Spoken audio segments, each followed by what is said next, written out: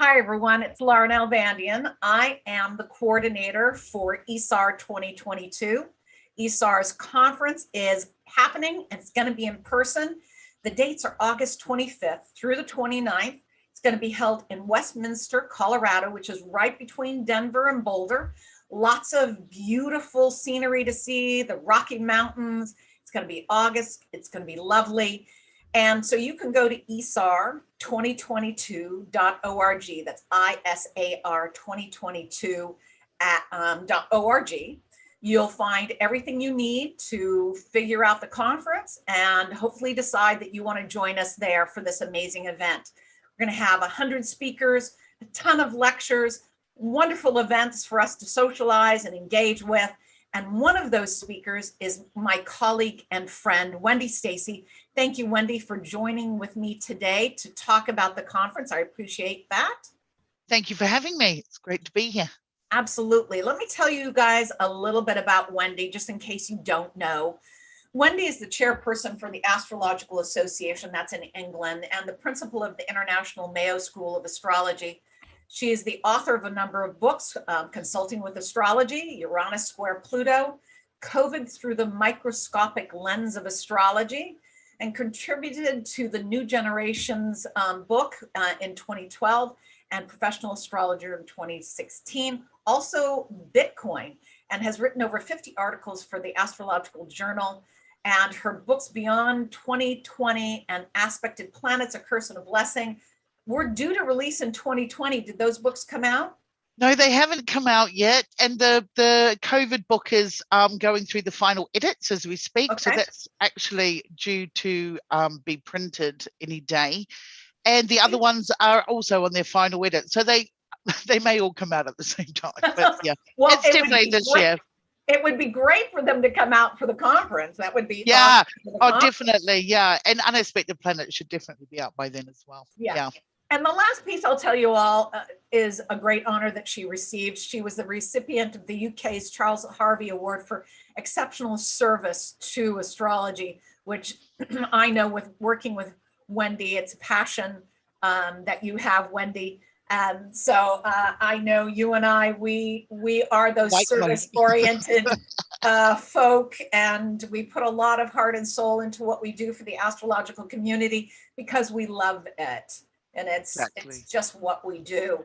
Yeah. Tell me, I know the AA did a simulcast, a hybrid conference, and so you had people in real time and space, but this is really one of 2 or 3 big astrology conferences in the United States that is happening for the first time in 2 years.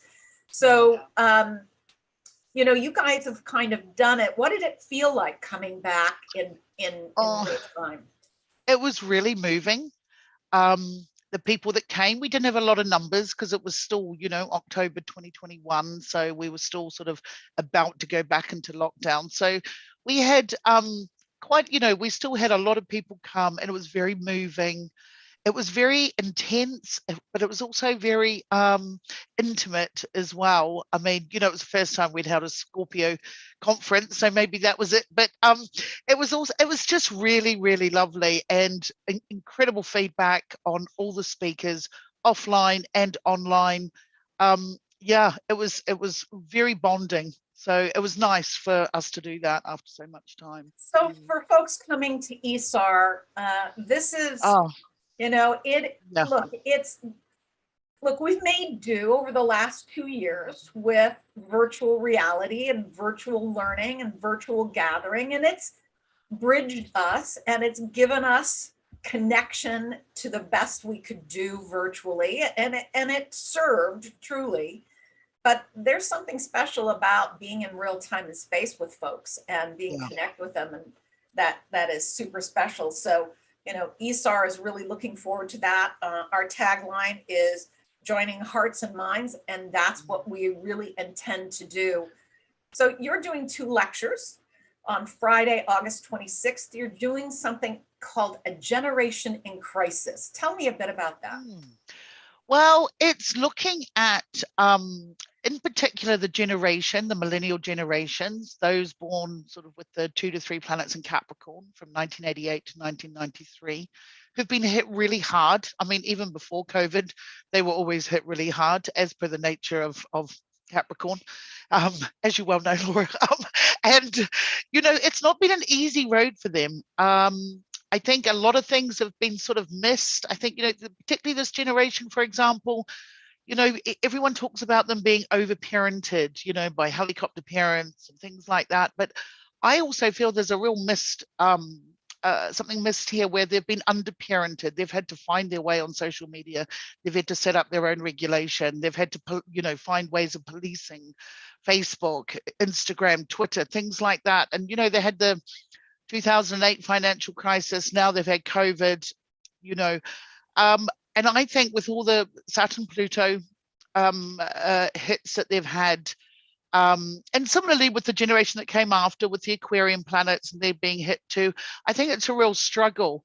And I think there's a lot to learn from this generation that going forward, they're the new managers of our planet. There's many things that are very real for them that older generations are not taking seriously. I think we have a lot to learn. Again, the nature of Capricorn, we need to listen. We need to listen. Yeah. So that's what I'm going to be looking at, and sort of timings associated with them as well. Excellent. Excellent. So your second lecture is scheduled for Saturday, the 27th, and it's called Buckle Up Beyond 2020. And of course, I assume that lecture title was submitted for 2020. Yeah, it was. And I got the opportunity to change it. And I just sort of felt, well, 2020 is a landmark year in history. Everything, that was the stopping point for so many, things we call normal, which don't exist anymore, and they never will. So it's really looking at the climate between now and sort of the next, 5 to 6, well, really the next sort of 5 to 7 years, starting with, of course, we will have cycles like the Jupiter-Neptune conjunction this year in April. But, we have other things occurring that I'm really interested in historical patterns, like, for example, March next year, Jupiter can join Chiron. What happened the last time when this happened? Things like that. And, we're building to another Saturn-Neptune conjunction in 2026. And then we have this, I think quite an interesting period for things like 2026 to 2028 with the Uranus trine Pluto in air signs, which is going to bring something quite different. And of course, you've got all the ingresses of the outer planets, for example, Pluto going into Aquarius, which will spearhead us into this space, Star Trek era that, we've been talking about for years. Which followed the Jupiter, Saturn, and Aquarius. So this is it's sort of like looking at the landscape we're going to be working with, where the younger people are going to be managing, when I say younger people, the more younger generation. They're young, younger than us and younger generation. So it's looking at the sort of overall climate, and seeing where, we can sort of navigate between the sort of challenges that are presented in the next couple of years, and also like going into more, not just challenging, but also, opportune times, which will come. But we haven't been able to say that for about 14 years. So, it will get better. It will get better. Yes, it does. It ebbs and flows, and there's other things that are now coming into prominence, and so sort of overshadowing COVID at this point. And absolutely, so no one who submitted lectures had any knowledge of the events in Eastern Europe and such. So it'll be interesting to see how many of the lecturers are able to weave those sorts of things into their lectures. Do you think you'll have something like that in your? Well, yeah, I'm looking at this every day, and even looking at whether you're looking at the Aries ingress for the year, or where the exact conjunction lands on astrocartography. Like right now, we're at the threat of what they're calling World War III. Although I think that's already happened. But you know, the interesting thing on astrocartography is seeing when things run through, you know, Moscow. It's interesting, astrocartography has a link between Seattle and Moscow. When things ping Moscow, they ping Seattle. So it's interesting to watch how that unfolds and what particular planets do, like the eclipse that's coming up falls straight through, you know, there's interesting things that fall straight through Moscow, Ukraine, America, UK, Europe, and things like that. So yeah, I like to unpick all that. I mean, with mundane, you know, there's lots of layers, but you know, it will be simply presented. It won't be yeah, all what I'm sort of throwing in here right now. So yeah, yeah, just a warning for that. Yeah. All together, I promise you, everyone. I know Wendy, Yeah. she will have it done. So look, we are so excited about this conference, everyone.